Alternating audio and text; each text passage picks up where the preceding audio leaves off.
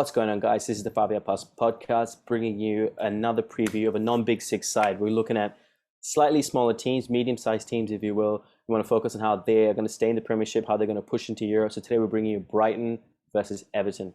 So Brighton, obviously, we've said in this podcast a few times, all they need to do is score goals. That easier, Shyam. They can go win the league. And Everton have had a rough summer with Benitez coming in, and they've had a player suspended with various allegations. A tough summer. They somehow managed to recover. It's going to be a big one, Shyam. What do you overall? How have you rated both teams' start to the league? I know it's only 2 games in, so we're talking about 4 games overall. What do you think about their opening games? I've liked the look of Brighton. I do like Brighton. I think they go about things the right way. So they're a team that I've kept a bit of an eye on. I guess as a fan of football, I'll put it that way. They scored 40 goals last season, which in 38 games is pretty poor. They've scored 2 goals in each of their games. They beat Burnley, they beat Watford, so they've had a perfect start. Easy games, admittedly. They also scored 2 goals against Cardiff. So if you like trends, there's a good trend there. Everton, like you said, a horrible off season. Lost their manager, got one in that a lot of fans don't like. They've had, you mentioned about Sigurdsson, Rodriguez as well as MIA. Really, the whole thing about not knowing who you're playing on the weekend, that wouldn't have sat well with a lot of people around there as well. But they got a draw in that game at Ellen Road. They also won their League Cup game, so they've had a good start to the season as well. Scored more goals, have not really kept the clean sheet. And I know it's early days for Benitez, but Benitez likes his clean sheets. I remember Pepe Reina had something like 45% of his Liverpool games were clean sheets, like something phenomenal like that. And that was a lot due to the way the Benitez set up that team, because they were not individually brilliant players; they were good players. But as a team, that defense was very strong. So I think that his imprint will come in, I think, more with that over time. I mean, Benitez is potentially his greatest ever game in his career. He probably conceded the most amount of goals in his Liverpool days, beating AC Milan in the Champions League final, including we caught penalty, from the penalty shoot and all that. Anyway, but look, you're right. So Brighton beat Burnley in the last game. Everton beat Southampton. It's a nice little thing to see Brighton kind of get shit together, because Brighton's been in the league for about 4 years now. I think it 3 years actually, and the first 3 to 5 years is all about staying up. The likelihood for a team going up to come back down within the first 3 seasons is extremely high, and they've managed to stay up and play good football as well, with the likes of Maupay scoring goals to start the season. What's the team news looking like, Shyam, for Brighton? Yeah, there is question marks over his fitness. He's a doubt, and I think that could be having a big impact on him. He's played well. He took a season to get used to England, or a couple really. He took probably better to say he took a season to get used to the Premiership, because he did quite well at Brentford in the Championship before he joined. But I do think he'll either start or be on the bench. I don't expect him to play 90 minutes. Probably the most memorable thing about him last season was his red card. He had a big sook as he came off. I remember that. It's Arsenal, right?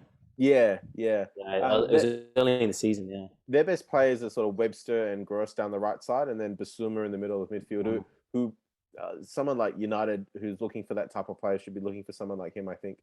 They've switched from playing 3-5-2 to 4-4-2, more of a 4-4-1-1. Is that because I have a thing for teams that play 4 at the back. I just think it's the way to play football, so I'm quite happy to see that.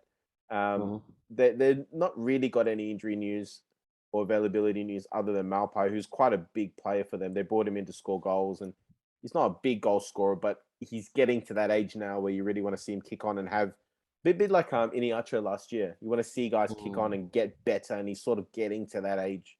With Everton, Moses Keane is out. I think just before you carry on, I think the danger of that is becoming, and I don't know disrespect, because I think he's in the top 15 or 10 goal scorers in the Premier League. The danger is becoming like a Defoe, where no one ever thinks of you as a great. Like, I just had to kind of preface that statement. You don't want to go, you could fully well go around scoring 15 goals a year for 3 or 4 different clubs.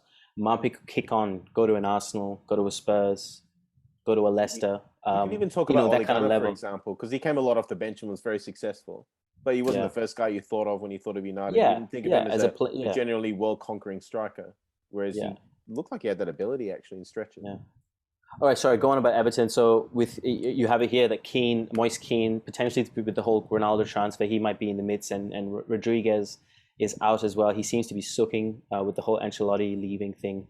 which is very unprofessional if you ask me. What else is new for 100%. Everton? They'll probably bring in, I think, Townsend. I think that they'll try and play on the counter against Brighton, being at Brighton. I got the Liverpool one wrong. So Mhm. I think I Yeah. haven't done the notes for this. Brighton are playing at home. I Yeah. think they'll try and play on the counter. Their best Mhm. players, if you look at their numbers, are all attacking players. So Calvert-Lewin, Richarlison, Demarai Gray, Decor. Their defense, like I said, has Mhm. been suspect. So it'll be interesting to see if they try and sit back, how that actually sort of works out for them, because Yeah. they're probably better off having a goal at Brighton, but Brighton are a team that probably want you to have a goal at them. So there's a bit of a quandary there in terms of how Everton go about it. But I do suspect there'll be a bit of counter-attacking involved, given it's Benitez. Yeah.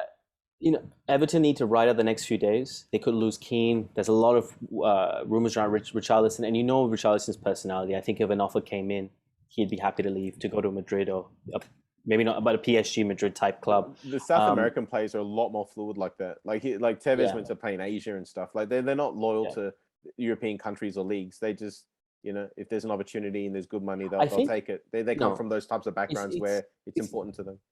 it's not particularly just. I'm talking about players from abject poverty. I think Patrice ever talks about it. How he ate this. There's a combination of clay and butter that they used to mix and eat. That's the kind of poverty that like Patrice Evra is from and color. Yeah, and not Patrice Evra. Sorry, Alexis Sanchez from. But Patrice Evra talks about because he had 27 brothers and sisters. Alexis Sanchez talks about this clay butter thing he used to eat when he was a kid. I don't know how he's so skinny, but it's just it's. I mean, that's why he's so skinny. But it's these kind of abject poverty, and I'd say most British players come from at least a middle class, maybe a bit lower class, but they live in a place where they know there's a bit of hope somewhere, and I think Yeah. that's probably why Richarlison, for There's a example. difference between a lot of the European players who come from sort of like a lot of these guys get hunger from coming from sort of lower middle class backgrounds, but a Yeah, lot of the South American players will come from below the poverty line.